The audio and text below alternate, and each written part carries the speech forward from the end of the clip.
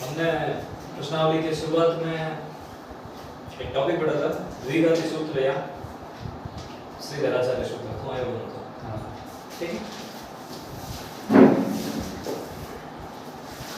द्विघाती सूत्र या श्रीधराचार्य x बराबर minus B plus minus root B square minus 4ac बटा 2b ठीक है। ये कहाँ पर होता है ax square plus bx plus c बराबर 0 यानी कि द्विघात समीकरण का जब हम मूल निकालते हैं तो उसके दो मूल निकलते हैं और वो दोनों मूल इसी सूत्र से निकलते हैं। एक बार आप प्लस रख के उत्तर निकालोगे, एक बार आप माइनस रख के उत्तर निकालोगे। सबसे पहली बात कि भाई मूल निकालना होगा तो मूलों का यदि अस्तित्व होगा तो ही तो हम मूल निकालेंगे। अगर अस्तित्व ही नहीं होगा तो हम कैसे मूल निकाल सकते हैं? नहीं निकाल सकते ना। तो देखो हमने यहाँ पर जब हमने इंट्रोडक्शन पढ़ा था इसी साइड में एक चीज लिखी थी, यदि b स्क्वायर माइनस 4ac का मान 0 से बड़ा है तो दो असमान वास्तविक मूल होंगे।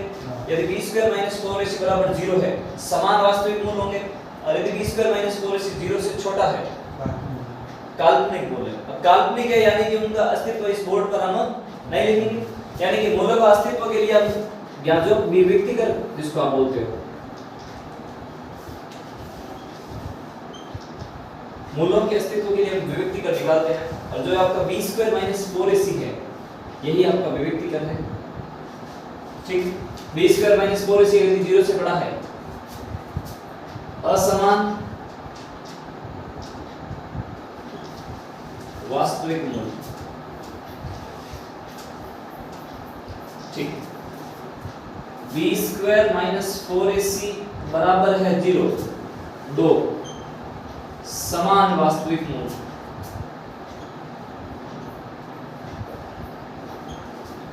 यदि b स्क्वायर माइनस 4ac छोटा है 0 से दो काल्पनिक मूल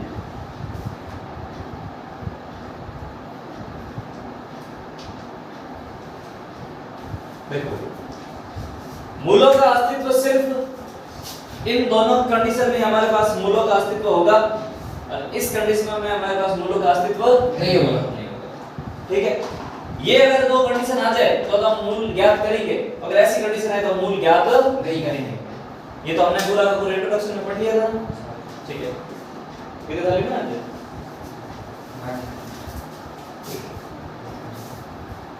आपको पता है ABC तो अचर है, x यहाँ पे चर है और a का मान 0 नहीं होना चाहिए। यदि a 0 हो गया तो ये पूरा पद 0 हो जाएगा, तो फिर द्विघात समीकरण ही अपने पास नहीं बनेगा ठीक। और ये भी है दो मूल बनेंगे।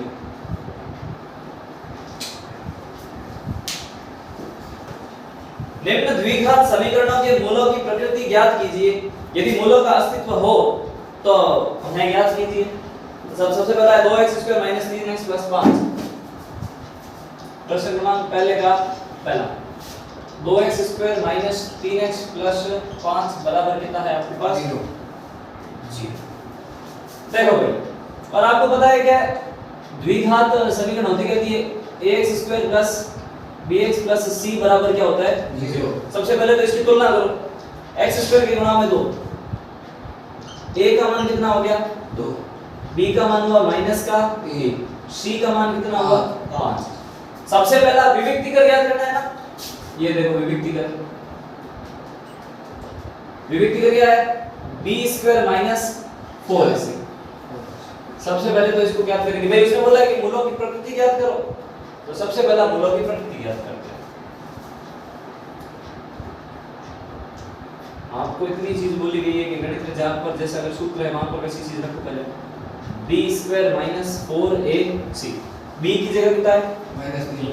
अब ये मूलों की प्रकृति ज्ञात करना है -3 का स्क्वायर माइनस 4, a की जगह कितना है 2, हमेशा कोष्टक में रखोगे, c की जगह कितना है 5, 3 का स्क्वायर कितना हुआ 9 और माइनस का स्क्वायर आपको पता है हमेशा प्लस होता है ठीक। माइनस 4 दूनी 8, 8 पंजो 35 40 40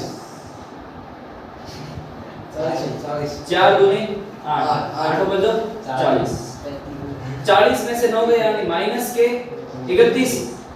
अब मेरे को एक बात बताओ, माइनस के 31 है, मान तो 0 से छोटा है ना, माइनस का मान आते हैं अपने पास, मूलों का अस्तित्व नहीं होगा, यानी कि इसमें मूलों का अस्तित्व नहीं। कैसे मूल होंगे? काल्पनिक मूल होंगे, यानी मूलों का अस्तित्व नहीं होगा।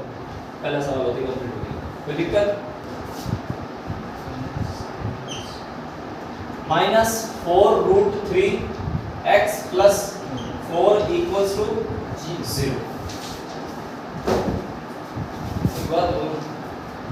एक चीज ध्यान रखो, सवाल अगर परीक्षा में एक ही आएगा, आपको पता है, एक सवाल के अंदर 2 सवाल देगा अथवा में, अगर उसने ये बोला कि भाई गुणनखंड विधि से हल करो तो गुणनखंड विधि से हल करना, और उसने बोला कि यदि द्विघाती सूत्र या सीधी धाराचार्य विधि से हल करो तो उसको लगा के हल करना। लेकिन अगर कुछ भी नहीं बोला, उसने बोला सवाल दिया और सीधा के हल करो, सीधा काम है, आपको जो अच्छी विधि लगे उससे करो, गुणनखंड करो तो गुणनखंड, और मैं तो कहता हूं सूत्र लगा के सीधा करता हूं, सूत्र से काम इजी हो जाएगा, ठीक है? तो आपकी मर्जी उससे करना, लेकिन लगभग इजीनेस इससे ज्यादा आएगी, सूत्र लगाओगे ज्यादा बेटर रहेगा। बाकी देखो, a का मान कितना 3, b का मान कितना -4√3, c का मान कितना 4, b² - 4ac, b का मान कितना -4√3 का क्या हो जाएगा स्क्वायर, -4 गुणा 3 गुणा 4। यहाँ पर किसी को समस्या नहीं? 4 का स्क्वायर 16, √3 का स्क्वायर 3, 16 दिया 48, छोड़ दिया 48, माइनस का स्क्वायर प्लस माइनस 4 दिया 12 जो 48, 48 में से 48 गया, उत्तर कितना आया 0। यानी कि इसके 2 समान मूल होंगे और वास्तविक मूल होंगे, मूलों का अस्तित्व होगा, मूलों का अस्तित्व है।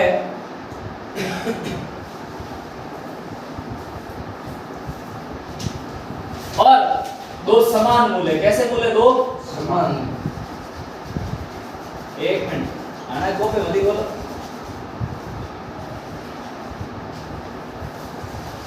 दो समान मूल है ना, तो उसने बोला अगर समान मूल है तो ज्ञात करो, तो सब ज्ञात करते हैं। सूत्र के अंदर मान रखना x बराबर माइनस, सबसे पहला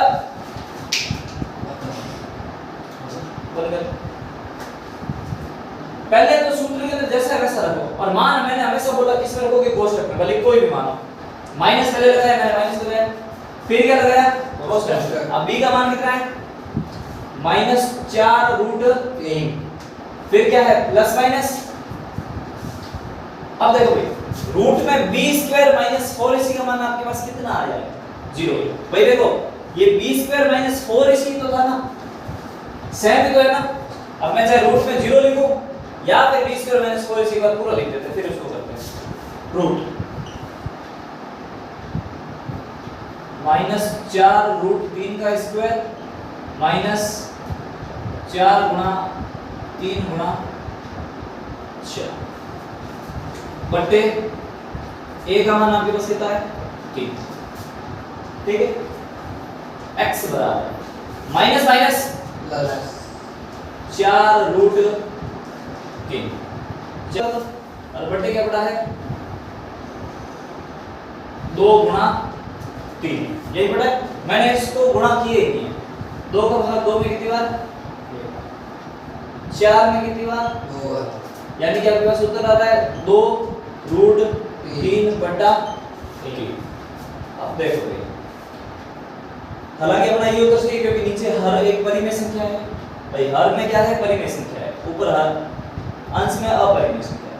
अगर आप इसको कट करना चाहो या तो आप उसको इसका उधर ये भी लिख सकते हो, या फिर इसको काटोगे तो आप ये लिखोगे 2/√3। अब ये बताओ कैसे आया। सबसे पहला एक तो अपने पास ये उत्तर है 2 गुणा √3 है, 3 को मैं क्या लिखूं √3 गुणा √3 लिखूं तो कोई दिक्कत है क्या? 1√3 से 1√3 गया और नीचे क्या बचा 2√3। चाहो तो ये लिखो चाहो तो ये, आपके x का मान आ जाएगा। कोई दिक्कत?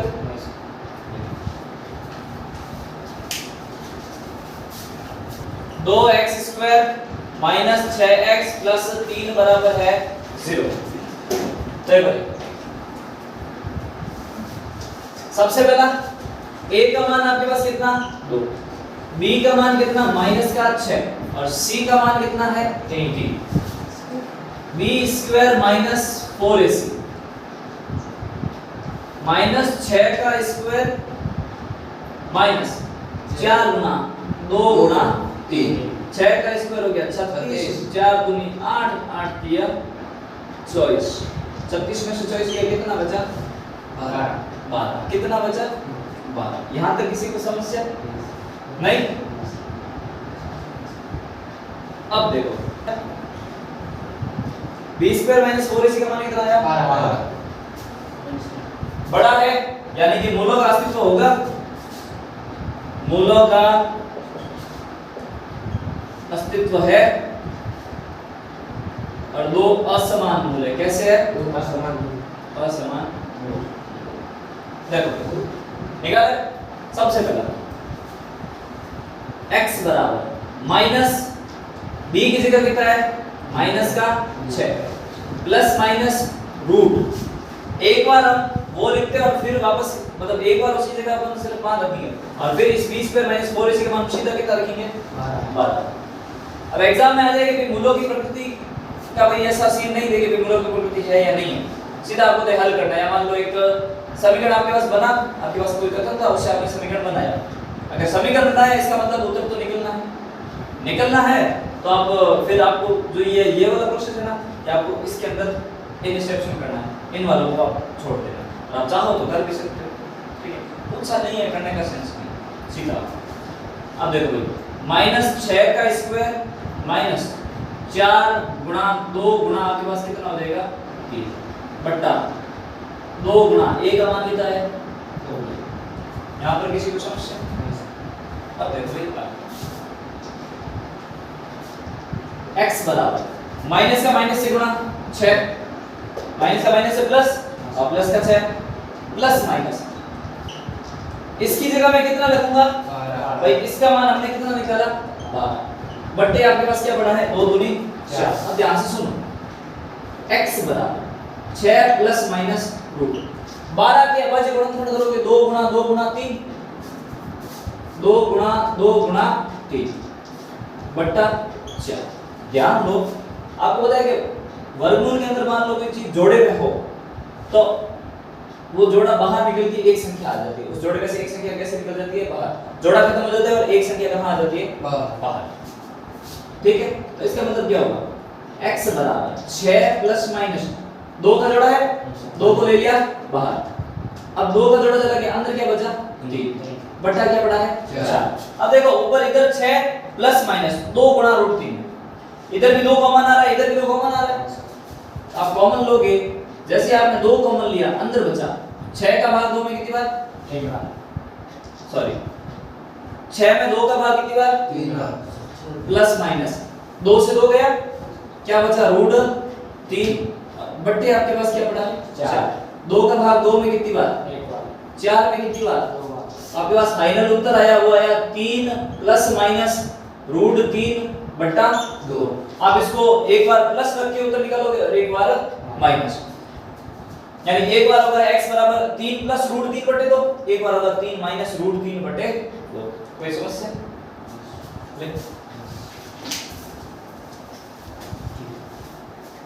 समीकरण में k का ऐसा मान ज्ञात करिए उसके दो बराबर मूल हो। कितने मूल हो? जब मूलों की बात है ना कभी बराबर हो वास्तविक हो वैसा हो तब आपको सीधे देखना है विविक्तिकर। क्या देखना है? विविक्तिकर। अब उसने बोला दो समान मूल है यानी विविक्तिकर का मान किसके बराबर होगा 0।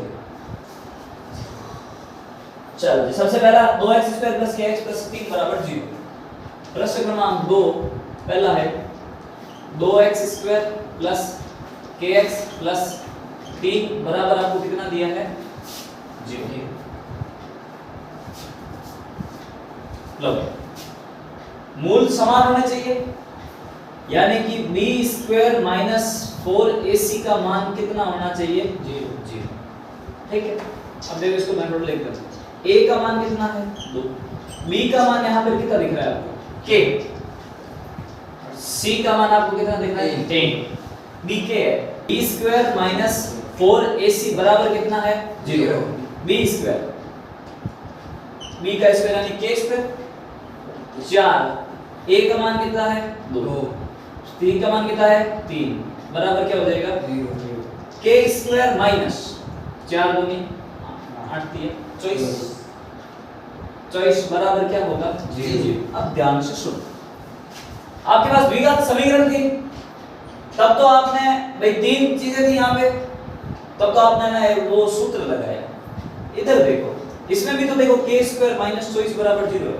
आप चाहो तो इसमें सूत्र लगा सकते हो, लेकिन आपने लगाना देखो k स्क्वायर माइनस का 24 बदल जाएगा किसका होगा प्लस का 24, कंप्लीट हुआ।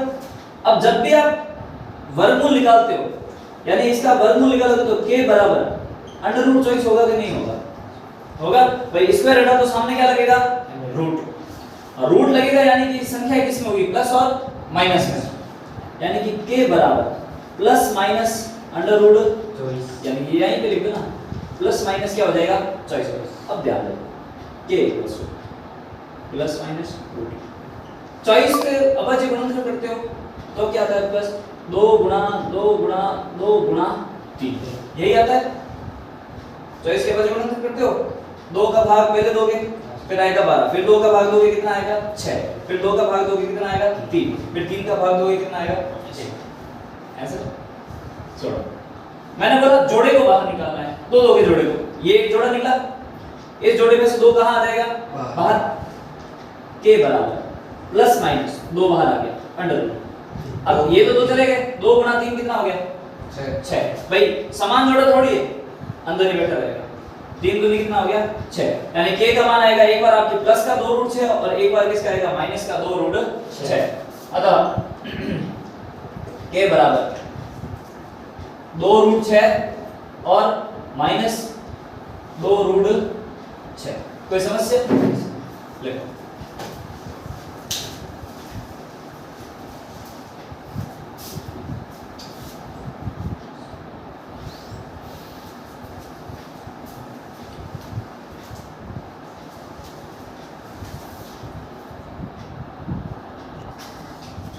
हाँ भाई, दूसरा सवाल देखो।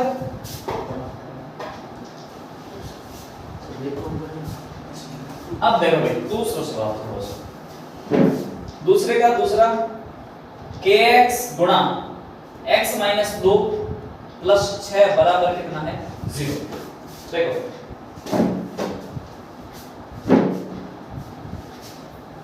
k का गुणा तो x से, kx का गुणा x से होगा kx स्क्वायर, kx का गुणा 2 से होगा तो माइनस 2kx, और प्लस में आपके पास 6 बराबर क्या है 0।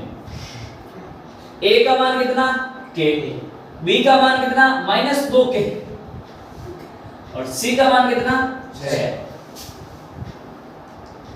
मेरे को पता है आप थोड़े आगे होने वाला है समान तो, ठीक है। अब दो समान मूल है, इसका मतलब b स्क्वायर माइनस 4ac का मान 0 के बराबर होगा। b का मान माइनस 2k का स्क्वायर माइनस 4 गुणा k गुणा 6 बराबर 0। 2 का स्क्वायर कितना आया 4, k का स्क्वायर k स्क्वायर माइनस 4 का गुणा 6 से 24 का गुणा k से कितना आया 24 बराबर है आपके पास 0। और भी 4 दोनों में कॉमन आ रहा है ना, काटो बारे 4 के साथ एक और चीज कॉमन आ रही है ना, k भी तो कॉमन आ रहा है ना, आ रहा है निकाल लो बात।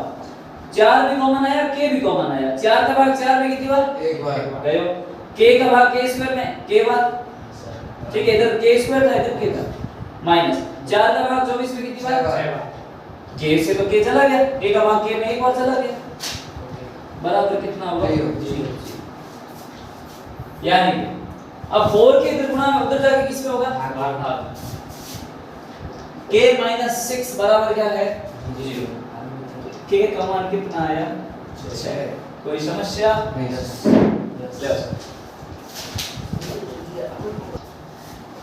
अब देखो भाई, उसने ये बोला है क्या एक ऐसी आम की बगिया बनाना संभव है जिसकी लंबाई चौड़ाई से दुगनी हो, ठीक है, उसका क्षेत्रफल 800 मीटर स्क्वायर हो, यदि है तो उसकी लंबाई और चौड़ाई ज्ञात है। लंबाई चौड़ाई से दोगुनी है ना,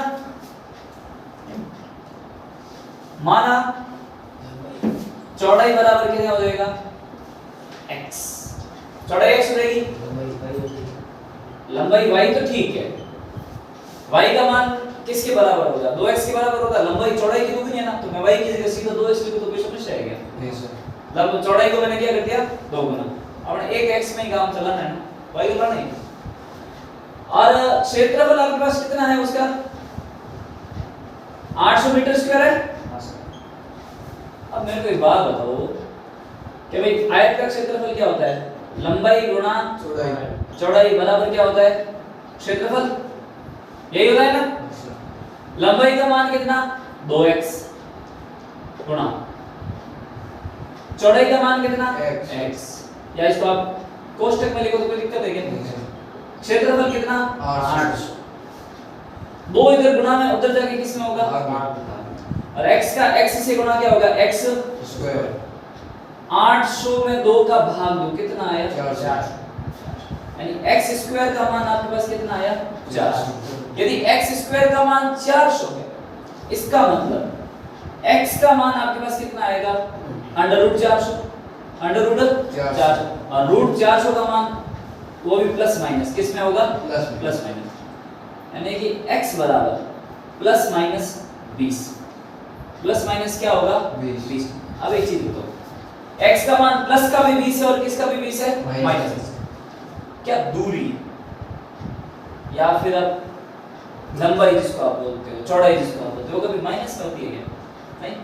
आज जो सैम्बो ये बोर्ड ले हुए गेट तक जावे, मान लो 5 मीटर है, तो सैम्बो 5 मीटर गयो, ये थोड़ी कि माइनस 5 मीटर गयो, बोलियो नहीं, तो लंबाई या दूरी कभी भी माइनस में नहीं होती है, इसलिए माइनस का 20 हम इसके अंदर नहीं लेंगे। अतः x बराबर कितना हो जाएगा 20। माइनस का क्यों नहीं लिया, क्योंकि लंबाई और दूरी हमारे पास माइनस में नहीं होती है। अब उसने क्या बोला है, लंबाई और चौड़ाई क्या थी, x का मान कितना आया, चौड़ाई कितनी आई x क्या है चौड़ाई, और लंबाई क्या है x का 2 गुना है तो 20, 2x बराबर 2 गुना 20 कितना हो गया 40, यानी कि चौड़ाई आपके पास आई 20 और लंबाई कितनी आ गई 40। मीटर है या सेंटीमीटर है, इधर क्या है मीटर है ना, तो यहां पर भी क्या आएगा मीटर, और यहां पर भी क्या आएगा मीटर। मात्रक का थोड़ा ध्यान रखना, ठीक है। देखो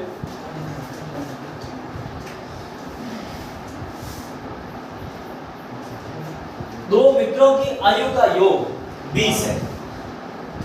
हाँ ये हम जो थोड़ा उदाहरण देते हो, सैम्बे और सत्ते की आयु योग कितना है 20, समान होती है 20 है, ठीक है। तो प्रश्न क्रमांक 4, प्रथम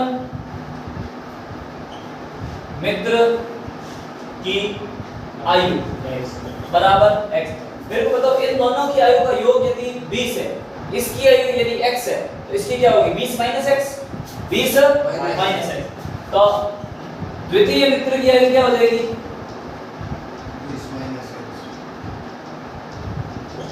20 माइनस x। अब उसने बोला, सुनो ध्यान से, 4 वर्ष पूर्व उनकी आयु का गुणनफल 48 था।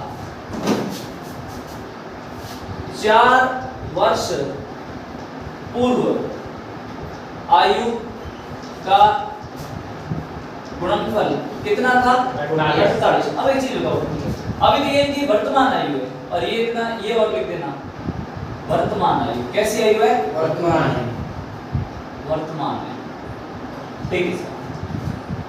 आज यदि आयु x है तो 4 साल पहले क्या होगी x माइनस 4, यही होगी। तो यानी कि 4 वर्ष पूर्व प्रथम मित्र की आयु हे मित्र श्रृंखला ऐसे कर बराबर क्या होगी x माइनस 4 द्वितीय वर्ष 4 वर्ष पूर्व ये सेम लिखना 4 वर्ष पूर्व द्वितीय मित्र की आयु बराबर सतह की आयु कितनी हो जाएगी 20 माइनस x तो अपने पास था अब इसमें से 4 साल और घटाना है ना माइनस क्या कर दोगे 4 अब 20 में से 4 गया कितना बचा 16 तो यानी कि इसका मान कितना होगा 16 माइनस x कोई दिक्कत अब इन दोनों मित्रों की आयु का गुणनफल किसके बराबर है 48 तो यानी x माइनस 4 का गुणा किससे करोगे आप 16 माइनस x से और उत्तर कितना आएगा आपके पास 48 सबसे पहला x का आप जब 8वीं में गुणनफल करते हो इस प्रकार करते हो तो आपको पता होना चाहिए भाई जब आप गुणा करते हो कोष्ठकों में x का गुणा इस पूरे पद से होगा x का गुणा 16 से कितना आया 16x x का गुणा x से कितना आया x स्क्वायर बीच में क्या है माइनस x कंप्लीट हुआ माइनस का 4 प्लस का 16 तो माइनस का उत्तर आएगा 16 64 माइनस का गुणा माइनस से प्लस 4 का गुणा x से 4x बराबर कितना पड़ा है 48 48 को कितने लोगे अंदर इधर x स्क्वायर है ना तो ये इधर पड़ा रहना माइनस का x स्क्वायर 16x और 4x कितने हो गए 20x तो प्लस के 20x पड़े माइनस का 64 और माइनस का 48 बराबर क्या होगा 0 अब देखो भाई दो ऑप्शन है मैं इधर वाली सारी बराबर वाली संख्याओं दे दी उधर ले जाओ यदि इसका मैं माइनस से गुणा कर दूं तो चिन्ह क्या हो जाएंगे चेंज देखो भाई जैसे माइनस का x स्क्वायर प्लस का 20x 64 और 48 112 यहां तक किसी को समस्या बराबर क्या होगा 0 मैं दोनों तरीके से उत्तर निकाल सकता हूं या तो मैं इस तरीके से इस समीकरण से उत्तर निकालूं तो भी सही या फिर मैं इसके चिन्ह क्या कर दूं परिवर्तित प्लस का चिन्ह तो माइनस का और माइनस का चिन्ह क्या कर दूं प्लस का मेरी इच्छा है तो अपन इसी से ये समीकरण है अपने पास में सबसे पहले तो अपन को ये देखना कि भाई अस्तित्व है कि नहीं है मूलों का पहले वो देखते हैं भाई तो b² - 4ac यही निकालना है निकाल b का मान कितना देखो a का मान है आपके पास माइनस का 1 b का मान है 20 और c का मान है माइनस का 112 b² 20 का स्क्वायर माइनस 4 गुना a का मान है -1 b का मान है माइनस का 112 20 का स्क्वायर कितना होगा माइनस माइनस माइनस प्लस 112 का 4 से गुणा 100 चौक 400 12 चौक 48 448 कोई समस्या 448 है ठीक अब मेरे को तो 400 में से 448 गया पीछे बचा माइनस का 48 क्या ये कंडीशन पॉसिबल है क्या ये कंडीशन पॉसिबल ही नहीं है अतः मूलों का अस्तित्व नहीं होगा कोई दिक्कत अगर हम मान लो इनके चिन्ह चेंज करते देखना चिन्ह चेंज करते इसको माइनस का 20 ले लेते इन दोनों को प्लस का 1 और प्लस का 112 लेते तो -20 का स्क्वायर फिर भी 400 आता और ये प्लस के थे तो ये प्लस के ही रहते और आगे क्या लगा हुआ था माइनस फिर भी अल्टीमेटली आता तो हमारे पास एक उत्तर तो -70 मूलों का अस्तित्व नहीं चलो अब ध्यान से सुनो इसके बाद में लास्ट वाला सवाल लेता है तो और अपने 4.2 हो जाती है कंप्लीट उदाहरण आपको करने होंगे ठीक यदि उदाहरण कोई समझ में नहीं आया तो हम बोर्ड पे करेंगे और कल हमारे चौथी प्रश्नावली के कोई एक टॉपिक रहेंगे कौन से हम एक बार मिलान कर लेंगे हमारे जो नोट्स है कि भाई चौथी प्रश्नावली में हमने कितना किया और हम नोट्स में से देख लेंगे कोई बाकी चीज बची तो नहीं कल अपने चौथी प्रश्नावली हो जाएगी पूरी कंप्लीट यानी कि चौथी प्रश्नावली कंप्लीट होने के साथ में हमने 16 नंबर के सवाल पूरे कर लिए कंप्लीट 16 के बाद में फिर हम धीरे धीरे जैसे बढ़ेंगे वैसे वैसे नंबरों की संख्या भी बढ़ेगी ठीक है ओके